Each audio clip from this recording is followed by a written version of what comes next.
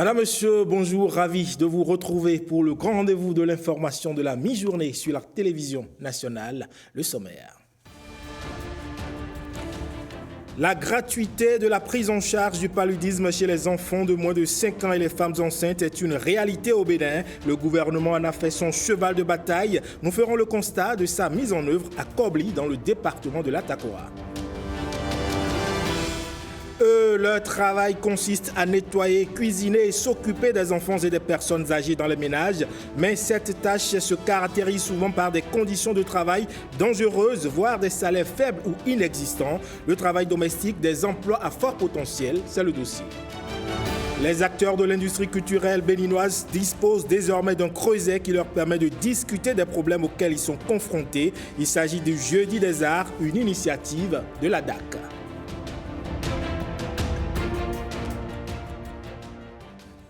Bienvenue à vous si vous nous rejoignez. Prière d'action de grâce pour la nation béninoise et ses dirigeants. L'initiative a réuni hier les fidèles de tous les temples du Vodou Tron du Bénin et de la diaspora. À la manœuvre, le Haut Conseil national du Vodou Tron, le film de l'événement ici avec Mathieu Sokenou et Arnaud Adadja. Moment de prière, moment de recueillement, a-t-on l'habitude de dire. Mais ici, il s'agit d'un moment de prière et d'un moment d'unification. Plus jamais au Bénin, on parlera de Tronkpeto Leka d'un côté et de Tronkpeto V de l'autre. Tronkpeto Leka et ses sommités sont ensemble avec Tronkpeto V dans une union de prière pour la nation. Je voudrais remercier les membres de la communauté Vodou Tron qui ont accepté la démarche, qui ont accepté le principe et qui ont mis en place une structure qui a pu coordonner les activités jusque-là. Leurs responsables prient pour les autorités, les Béninois de l'intérieur et ceux de la diaspora. Les responsables du comité des rites s'associent également à la célébration. Le comité des rites Vodou, l'une de ses missions, c'est d'unir et de pacifier chaque communauté de Vodou au Bénin. Au départ, nous avions le Vodou Tronkpeto Leka et le Vodou Tronkpeto V. Nous avons donc considéré que ces deux grandes familles du Vodou ne peuvent pas porter le même nom avec des rituels similaires et ne pas pouvoir avoir une unité sur le plan national.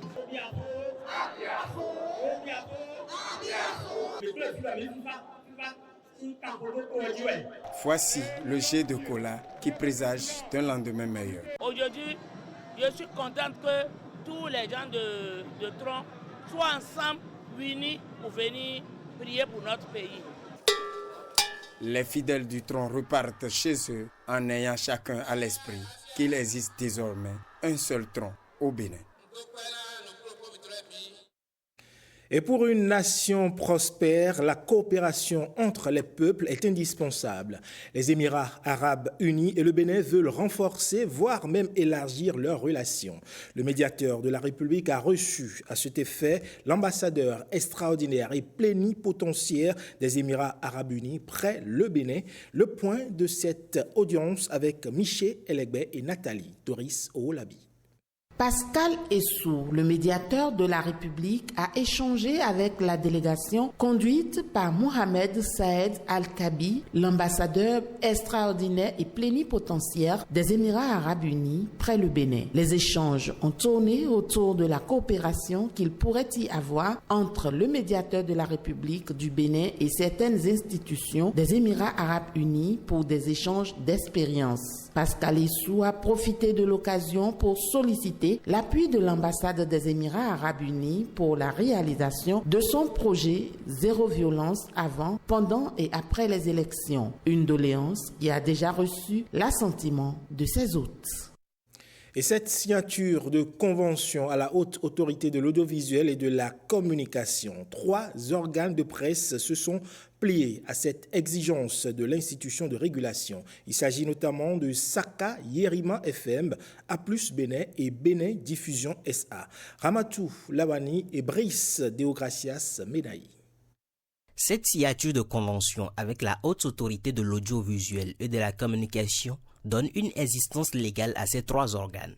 Il s'agit de A+ Bénin, Saka Yerima FM et Bénin Diffusion SA. Cette cérémonie vraiment nous permet d'acter vraiment nos différentes actions.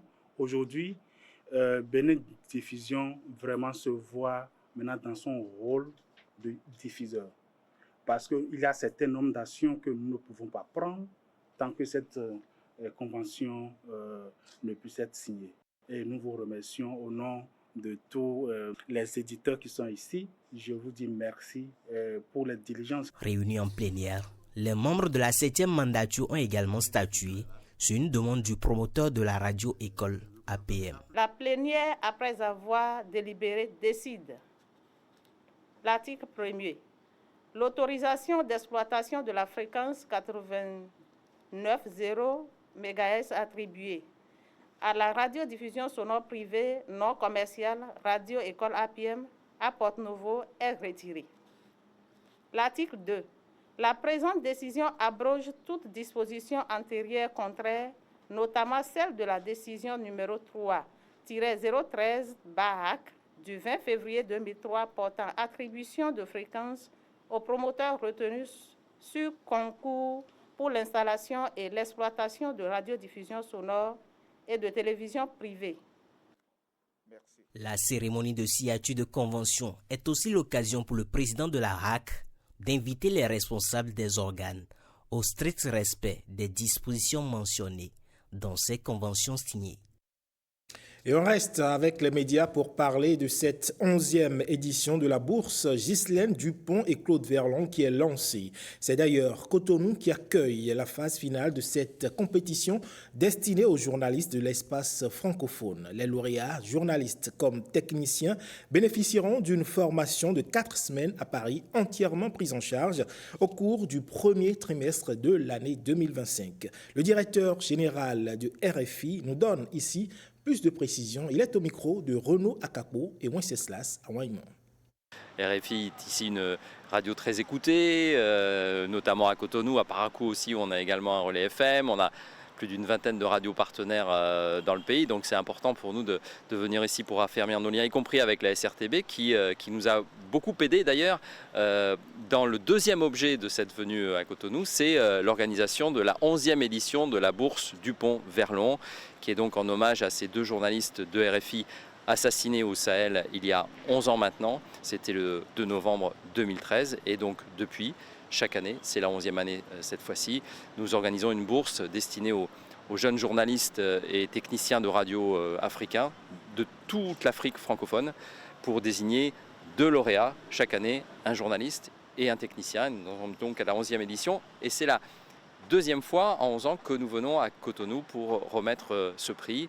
La dernière fois c'était en 2016 et d'ailleurs la lauréate en 2016 avait été une béninoise, Cécile Goudou. Cécile a aussi fondé l'an dernier un réseau des anciens lauréats et stagiaires de cette bourse. Cette année, par exemple, nous avons eu 370 candidatures, ce qui est quand même considérable, venant de 20 pays. Et de 20 pays depuis le Maroc et la Mauritanie jusqu'aux Comores et à Madagascar, en passant par tout le continent. Après, il y a une présélection qui est effectuée par un jury de RFI. Donc la présélection des 20 stagiaires, 10 techniciens, 10 jeunes journalistes et 10 jeunes techniciens de radio qui sont formés ici pendant plus de 2 semaines, ici en l'occurrence cette année donc à Cotonou avec l'appui de la SRTB. Cette formation elle vient de s'achever et donc maintenant place aux délibérations du jury qui va examiner les 20 reportages de ces 20 jeunes journalistes ou techniciens et désigner 2 lauréats, un lauréat journaliste et un lauréat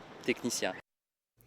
Médias et numérique, on en parle en prélude à la semaine du numérique prévue pour se tenir du 4 au 8 novembre prochain.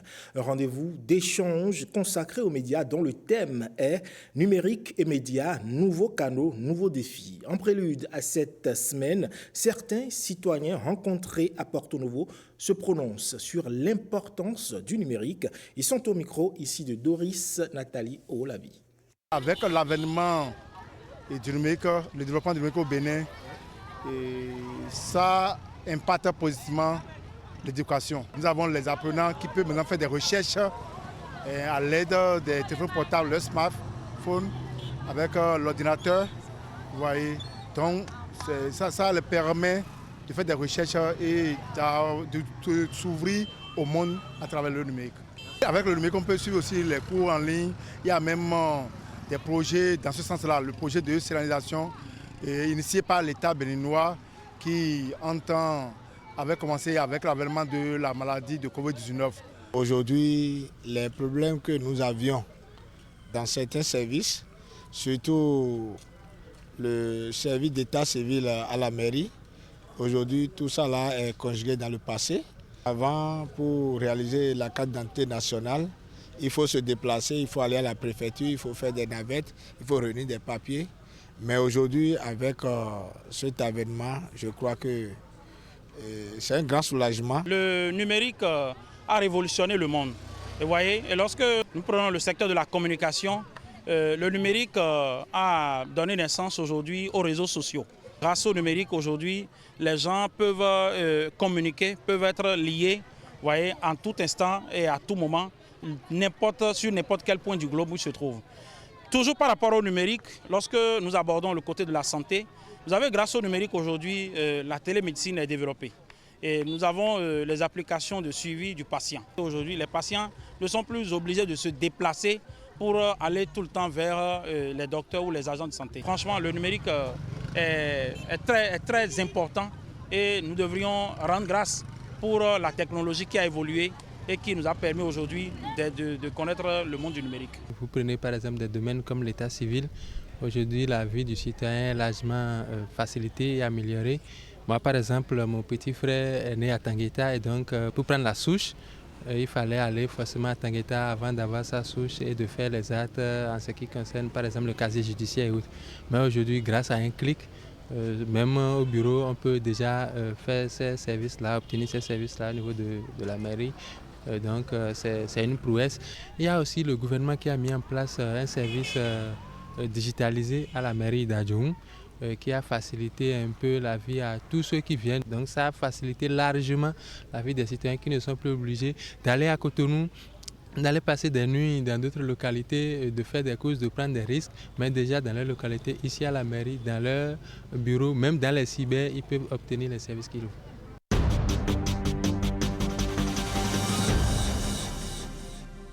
Ce chiffre à présent, 76 millions. C'est le nombre de travailleurs domestiques dans le monde selon l'Organisation internationale du travail.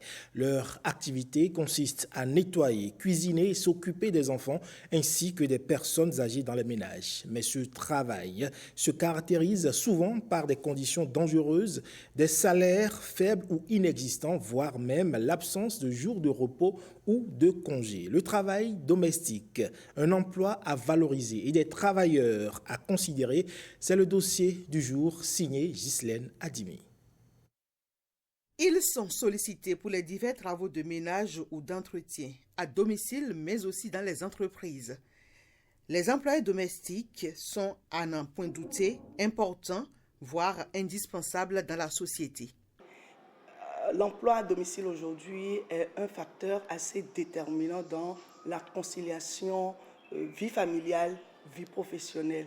Et donc il est très important de le considérer, en tout cas les gouvernants sont en train de mettre les bouchées d'eau pour qu'on considère ce travail aujourd'hui comme un emploi à part entière. Il n'y a pas de sous-métier, dit l'adage. Et si certains employés domestiques ou agents d'entretien le font en désespoir de cause, d'autres s'y engagent avec beaucoup d'abnégation et d'espérance. Le métier, j'ai bien aimé. Au début, j'avais commencé, ça me faisait honte au début. Mais à la longue, j'ai vu que c'est un métier vraiment très, très bon. Je ne le fais pas pour toute la journée.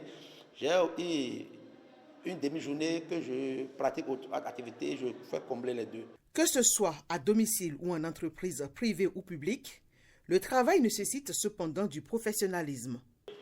Un employé, par définition, c'est un commerçant de compétences. Si vous n'avez pas les compétences requises, si vous n'avez pas des aptitudes adaptées, si vous n'avez pas des agilités dans la main, qu'il s'agit de travail intellectuel ou bien de travail manuel, vous ne pouvez pas prétendre à avoir statut d'employé. C'est très important qu'on se forme parce que ce n'est pas donné à tout le monde de venir à la maison savoir comment ranger telle chose, comment laver la vaisselle, comment préparer, comment accompagner les enfants, comment accueillir les invités à la maison. C'est tout un tas de trucs. Donc il est important, je dis bien, il est important que l'aide ménagère suive une formation. Il n'y a plus question pour un jeune de dire je n'ai pas de boulot. Vous vous faites former, vous avez votre attestation, vous présentez, on vous classe selon l'emploi que vous avez choisi. Vous pouvez choisir d'être technicien de surface. Vous faites le ménage, vous nettoyez les carreaux et tout ça. Là. Vous êtes spécialisé dans ce domaine-là et on vous paye. Vous êtes spécialisé dans le domaine de garde d'enfants. Un meilleur regard social et une meilleure implication de l'État pour valoriser le travail domestique sont par ailleurs souhaités. Et aujourd'hui au Bénin, la législation, le droit positif de notre pays a tellement évolué qu'il est désormais même fait obligation à ceux qui font recours aux aides de maison, à ces personnes-là, on leur fait obligation de les déclarer, de respecter donc la législation liée au travail dans notre pays, le Bénin, de tout au moins les payer au SMIC et de pouvoir assurer les cotisations sociales. Lorsque l'employé est déclaré, il est systématiquement affilié à la Caisse nationale de sécurité sociale. Et ça lui donne droit à la protection sociale, droit à la retraite, parce qu'il pourra cotiser pour la retraite. Il a son numéro d'affiliation. Même s'il est désembauché quelque part, il pourra continuer à payer pour sa retraite. Et ça lui donne droit à l'allocation familiale et aussi pour la santé. En attendant que les gouvernants ne prennent les mesures idoines, les employeurs sont invités à traiter avec humanisme leur personnel domestique.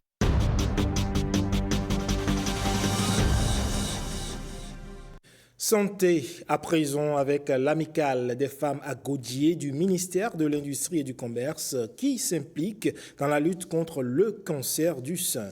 Cette amicale a organisé une semaine d'information et de sensibilisation sur cette maladie et sur d'autres questions liées à la santé féminine et à l'épanouissement de la femme. Gilles Donsou et Edmond Humbo nous en parlent. Qui es-tu, femme ? Les femmes à Godié du ministère de l'Industrie et du Commerce sont ici ensemble pour promouvoir l'égalité, la solidarité et le progrès. Elles entendent fédérer les énergies pour relever les défis liés à leur épanouissement. La question du dépistage du cancer du sein reste importante. Ce mois d'octobre, alors que nous célébrons également Octobre Rose, nous avons l'occasion de renforcer notre engagement envers la santé féminine en mettant l'accent sur la sensibilisation du cancer du sein. Cette campagne représente bien plus qu'un symbole. C'est un message d'espoir et de solidarité pour toutes les femmes. Notre ambition en tant qu'AFAMIC est de travailler pour que chaque femme puisse se sentir soutenue et valorisée, en particulier dans des actions telles que celle-ci. Elles reçoivent les encouragements de la tutelle qui trouvent en elles des femmes déterminées à aller de l'avant. Donc quand on s'appelle Agodié, ce n'est pas anodin. Vous savez ce que les Agodiés ont représenté dans notre culture et continuent de représenter pour leur vaillance et leur engagement à défendre leur tribu contre toutes sortes de mutineries. Donc nous devons défendre nos idéaux et défendre la mission qui nous a été confiée par la République. Elle encouragera la formation, l'entraide et le développement des compétences pour chaque femme du ministère, pour que chaque femme du ministère puisse progresser dans sa carrière pour un environnement qui valorise les talents et respecte les ambitions. Une sensibilisation est organisée sur place, toujours sur la question de dépistage du cancer du sein. Et je l'annonçais dans les titres, la saison des pluies avec son corollaire de victimes du paludisme fait déjà ravage dans certains départements du pays. Heureusement, cette bonne nouvelle pour les parents, ils n'ont rien à débourser pour les soins de leurs enfants de moins de 5 ans. Ce soulagement est la résultante d'une décision du gouvernement au profit de cette tranche d'âge. Jean-Claude James et Yves Agodokpessi étaient dans le centre de santé de Kobli, dans le département de l'Atacoa, ils ont fait le constat de la mise en œuvre de cette décision salutaire. Des mères et pères de famille avec des enfants de moins de 5 ans attendent leur tour chez le médecin ou le pharmacien. L'effectivité de la prise en charge gratuite du paludisme chez cette catégorie d'enfants est à l'origine de cette affluence. Les tests de paludisme sont faits gratuitement. La prise en charge, elle est gratuite et ce que vous avez juste derrière en est la preuve. Nous avons le volet Arche qui est une réalité. Et vous verrez des acteurs, des populations avec des coupons. Ce sont des actions complémentaires qui viennent améliorer la qualité des soins et l'accessibilité aux populations qui sont vulnérables dans la localité de Koblé. Cette mesure de gratuité de l'exécutif n'est pas sans conséquence. L'une d'elles est la forte demande. Vraiment, je remercie infiniment le gouvernement, que Dieu le bénisse. Oui, on nous a accueillis bien, on a regardé les enfants, quelle maladie les enfants ont, et on nous a donné les comprimés gratuits. Si ça demande les ingestions, on les a fait gratuitement. Je voulais dire merci beaucoup. Ce qu'ils ont fait là, c'est très bon. Alors là, il y a fallu qu'ils embêtent les enfants. Sur le plan technique, nous avons des médecins. Vous avez constaté que la commune de Koblé à elle seule a 3 médecins. Nous avons des infirmiers et des sages-femmes. La demande grandissante, nous améliorons les ressources humaines afin de pouvoir contenir cette demande. Nous sommes sur le e-sigle et nous avons évité les ruptures. Ce qui ne ment pas en matière de santé, c'est l'affluence. Quand vous n'êtes pas performant, le centre est vide. Cette politique nationale du gouvernement est relative à l'objectif de développement durable numéro 3. Permettre à tous de vivre en bonne santé et promouvoir le bien-être de tous à tout âge. On parle à présent de l'entrepreneuriat des jeunes, panacée pour booster le niveau du développement socio-économique et culturel. Le gouvernement s'y attelle à travers la formation des bénéficiaires du programme Bootcamp. À Kandi, les capacités des jeunes retenus pour le programme sont renforcées. Du moins, c'est ce que nous disent ici Judicaël Ayenan et Ousmane Baparabé. L'autonomisation de la jeunesse grâce aux mesures d'accompagnement du gouvernement. De jeunes entrepreneurs ou en devenir renforcent leurs capacités pour mieux servir leur communauté. À la fin de cette formation, lorsque vous aurez amélioré vos idées de projet, que vous les aurez soumis, les plus pertinents feront l'objet d'attention et de sélection pour mériter des accompagnements financiers et matériels en vue de leur mise en œuvre. Je voudrais vous inviter à être très attentifs pour que vous puissiez faire une très bonne acquisition de connaissances.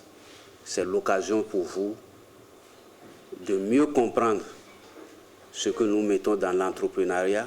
5 jours de travaux meublés de plusieurs communications sur des outils nécessaires à l'amélioration des projets soumis lors des appels à candidature. À la fin de ces bootcamps, nous espérons que ces 50 jeunes formés à Kandi ici soient assez outillés sur les questions de l'entrepreneuriat social et autres, afin de pouvoir asseoir leur entreprise. Ce sera une fierté pour ma commune parce qu'une fois chez moi, comme j'ai l'habitude de le faire, je vais essayer d'organiser des séances de sensibilisation. Je n'ai pas les bonnes méthodes pour me perfectionner dans mon domaine, donc j'aimerais acquérir de nouvelles connaissances, de nouveaux outils, histoire de faire prospérer mon activité en tant qu'entrepreneur. 4 bootcamps au total avec 1 millier de candidatures, dont l'étape de Kandi est la dernière de l'année 2024. Une autre initiative à présent, celle de l'excellence à Kétou dans le département du Plateau. La direction départementale des enseignements secondaires techniques et de la formation professionnelle célèbre et décerne des lettres de félicitations et d'encouragement aux meilleurs chefs d'établissement, aux candidats des différents examens nationaux. Le point ici avec Calvador Awanou et Nathalie Doris Oolabi. Les chefs d'établissement, enseignants et élèves ayant brillé aux examens du BEPC et du bac dans le département du Plateau célébré. Ils reçoivent ici des lettres de félicitations et d'encouragement dans le cadre de la promotion de l'excellence en milieu scolaire. C'est une immense joie qui nous anime. Nous, les récipiendaires de ce jour, nous invitons nos camarades à travailler farouchement. Tout le monde peut être meilleur. Il suffit de l'avoir comme objectif et de beaucoup travailler pour l'atteindre.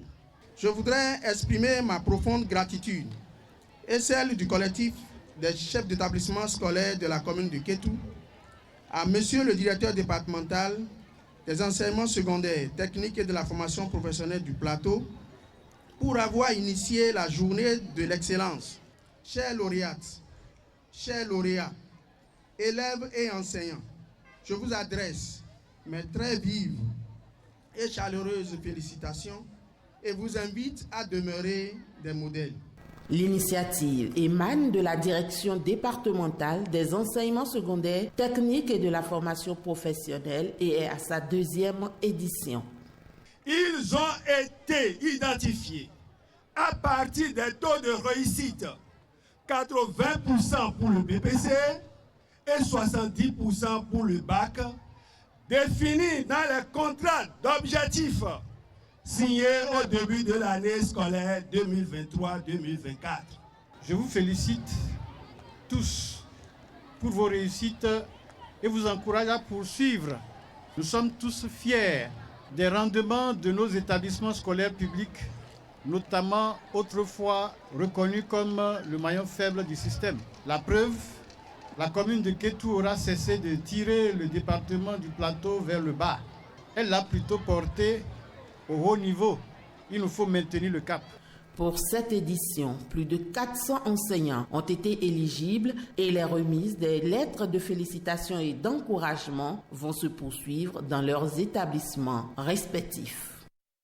L'Agence de développement des arts et de la culture, ADAC, se rapproche un peu plus des acteurs culturels béninois. C'est à travers le Jeudi des arts. C'est une initiative qui se veut un espace d'échange entre acteurs culturels et responsables de l'ADAC. Au menu de la première édition du Jeudi des arts, des questions liées à la promotion du monde artistique et culturel. Gilles Donsou et Bernol Tchogwe.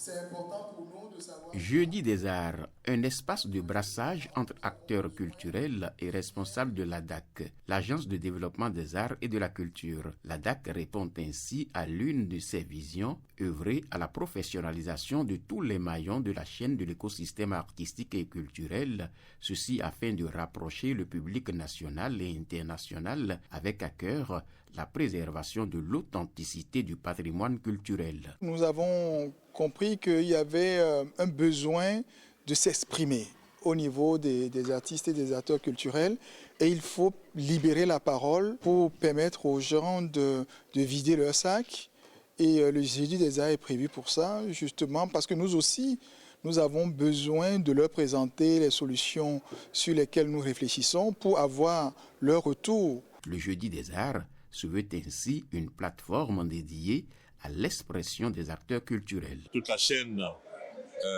des promoteurs, des bookers, des managers, etc., qui font vivre la culture au Bénin. Et donc on a le devoir de les entendre, discuter des problèmes auxquels ils sont confrontés et faire en sorte que le monde des arts et de la culture soit renseigné, soit informé et sache exactement comment s'inscrire dans les différents projets que l'ADAC développe. Des échanges à bâtons rompus sur des sujets liés au monde artistique et culturel ont meublé cette première édition. Pour savoir est-ce que ça va être ce jeudi, le premier et le dernier.